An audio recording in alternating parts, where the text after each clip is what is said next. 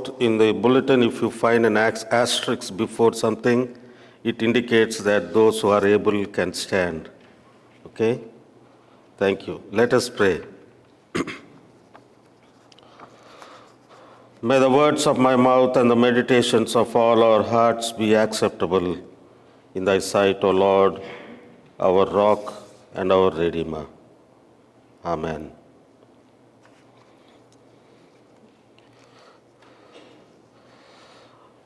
The scripture that was read to us this morning from Mark chapter 3 is very familiar to most of us.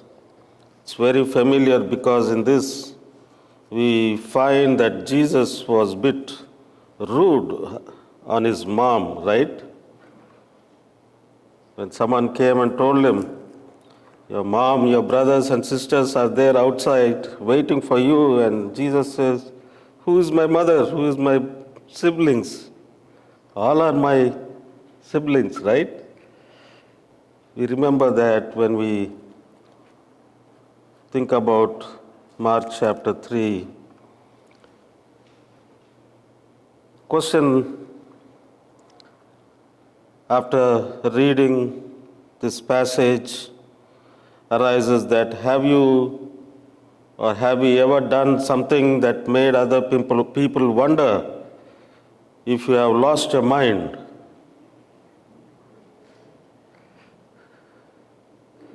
Many times I realize myself that I lost my mind.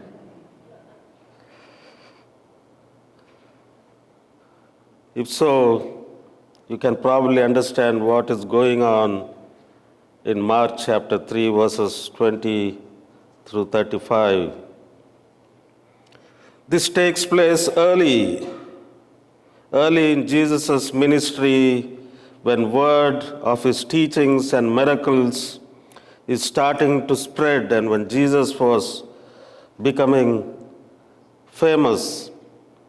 Jesus' earthly family and friends didn't really understand or comprehend what was happening, or they didn't understand his ministry or the meaning of his ministry or the style of his ministry. They didn't understand that he was the Son of God to the people of Nazareth.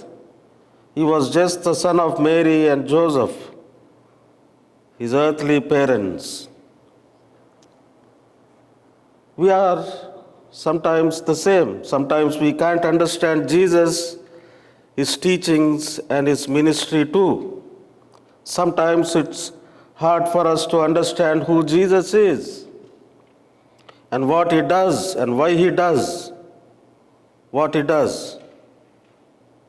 Often we make harsh or rash judgments about Jesus or what he taught us to do or how he ministered to people. Even at that time, the Pharisees and the scribes did not understand what Jesus was doing and why he was becoming so popular. They started accusing him of being possessed by the devil. They wanted to discredit Jesus in the eyes of the people by accusing Jesus of using the devil's power to cast out demons. The scribes and the Pharisees rejected the work of the Holy Spirit. They willingly rejected Christ as their Savior because they didn't want to give up their power, their privilege, their prestige and authority. Because they chose not to believe, they refused to accept forgiveness for sins that Jesus was teaching. They didn't want to accept any teachings about the Holy Spirit. And when you notice this passage and this story, they didn't directly approach Jesus because that doesn't work so well for them, coming directly to Jesus. So they stand outside and start doing all these things. So they try to attack his reputation instead. And they call him demon possessed. They call him he's out of his mind. And they even call him, this man is crazy.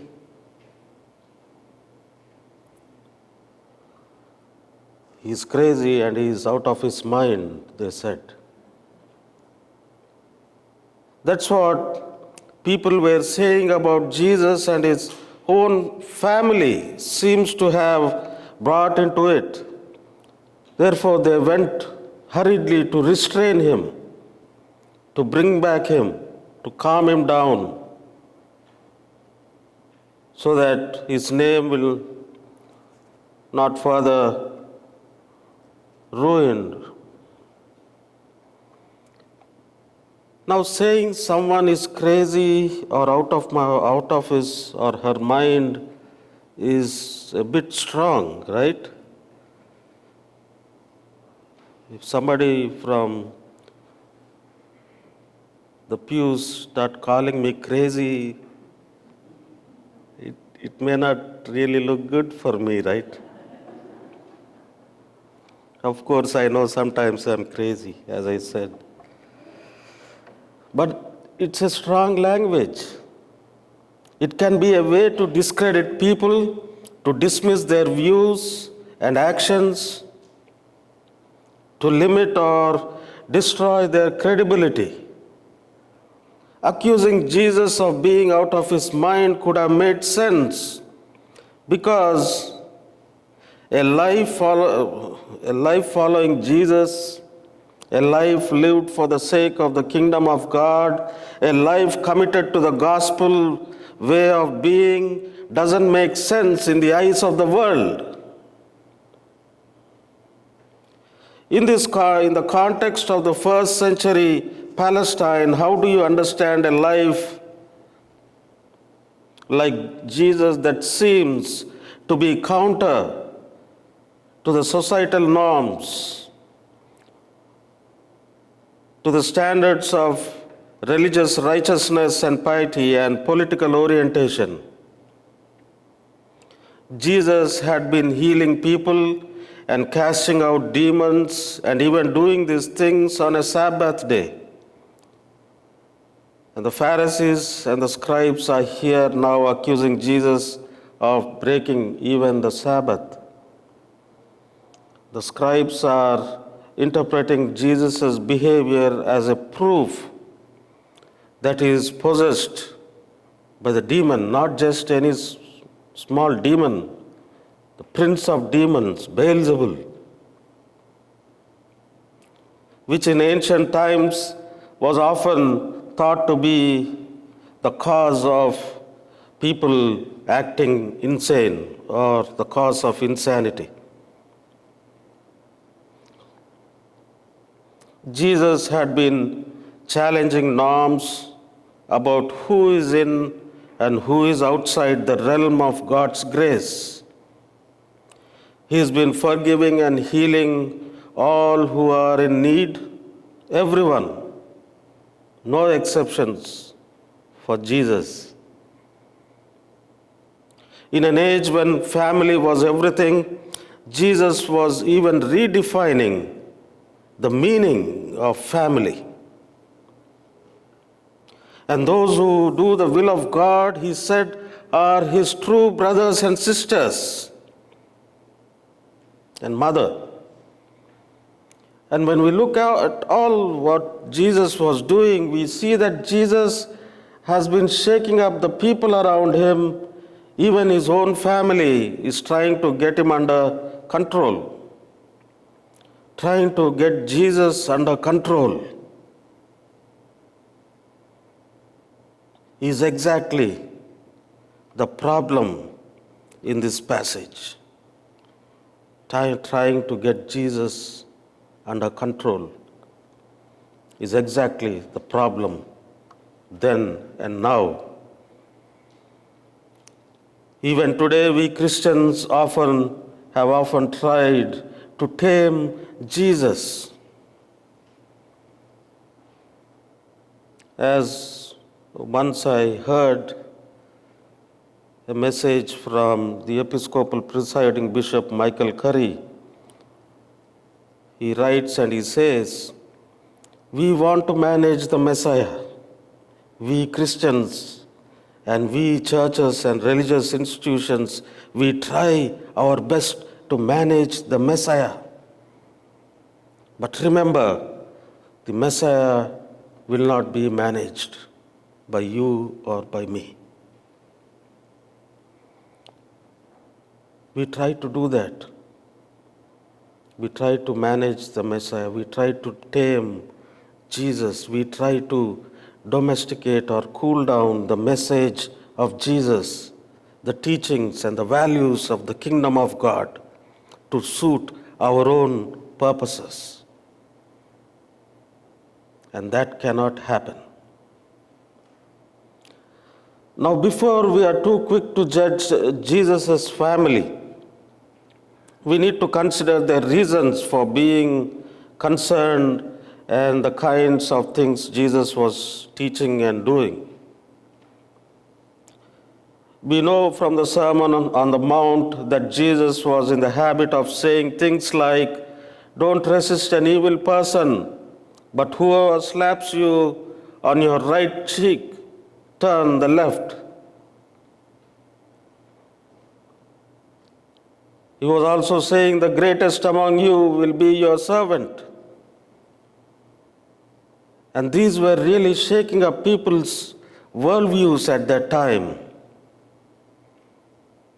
And even today, probably. What the world called wretched, Jesus called blessed. He says, "Blessed are the poor, and the poor in spirit. Blessed are those who are merciful and compassionate, and blessed are those who hunger and thirst for God's righteous justice," that God's righteous justice might prevail. He was teaching that blessed are those who work for peace, and blessed are you who are persecuted for trying to love and to do what is good. To a lot of people, these ideas and these teachings sounded crazy. What is he trying to say or teach? Some others might have said or might have viewed that day and even now that these are nice ideas, what Jesus taught, but they are impractical and impossible. How can we do that in reality?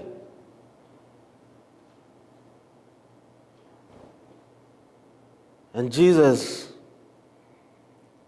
also calls us to pick up our cross and to follow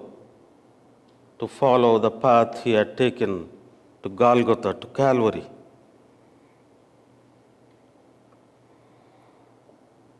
My dear church, this passage also challenges us to be crazy enough to live like Jesus, to love like Jesus, to give like Jesus, to forgive like Jesus, to do justice, love mercy, to walk humbly with God like Jesus did and taught. Again, as that Bishop Michael Curry says, we need some Christians today in this world, in our context, in our country. We need some Christians who are crazy enough to dare to change the world.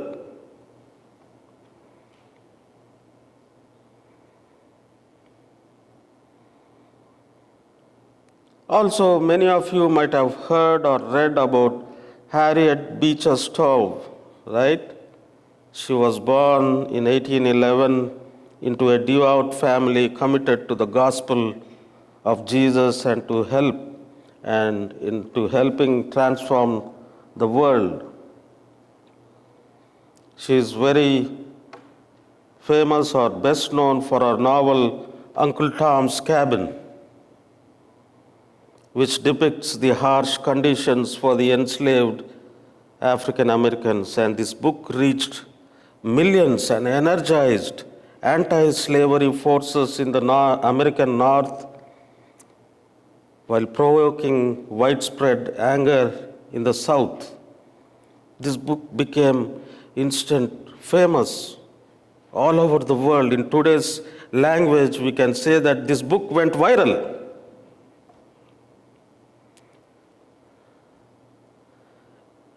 In this book, she told the truth. She told the story of how chattel slavery afflicted a family of real people. She told the truth of the brutality, the injustice, the inhumanity of the institution of slavery. We might ask, was Harriet Beecher Stowe crazy? A woman of her social standing was supposed to marry well, raise well-mannered, successful children, and participate in few charitable endeavors along with managing the household. A woman of her time was supposed to write nice stories, not stories that would disturb the conscience of a nation.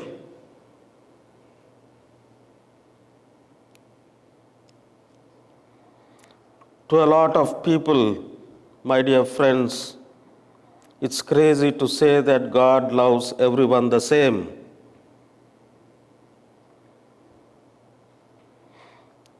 This just isn't how the world works, they think. To a lot of people, it's crazy to prioritize the integrity of families, all families, even immigrant families and refugee families. To a lot of people, it's crazy to think we could have enough food and decent housing and safe water and adequate health care for everyone, and enough for everyone.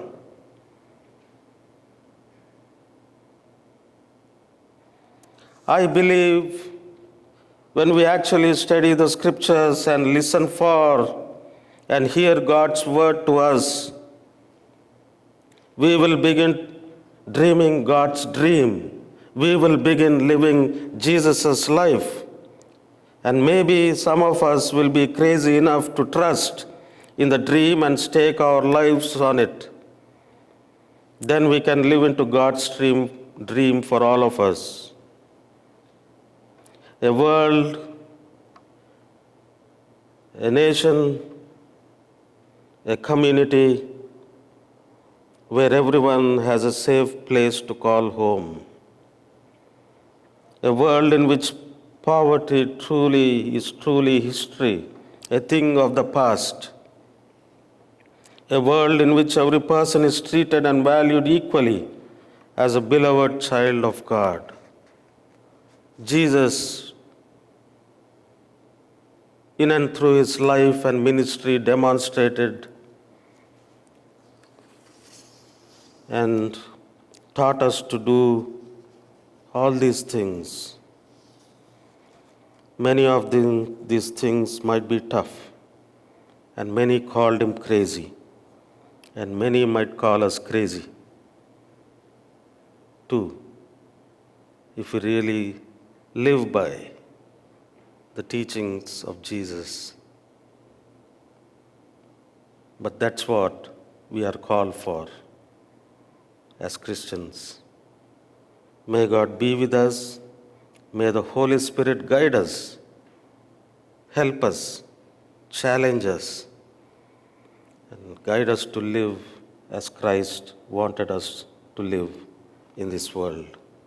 Amen.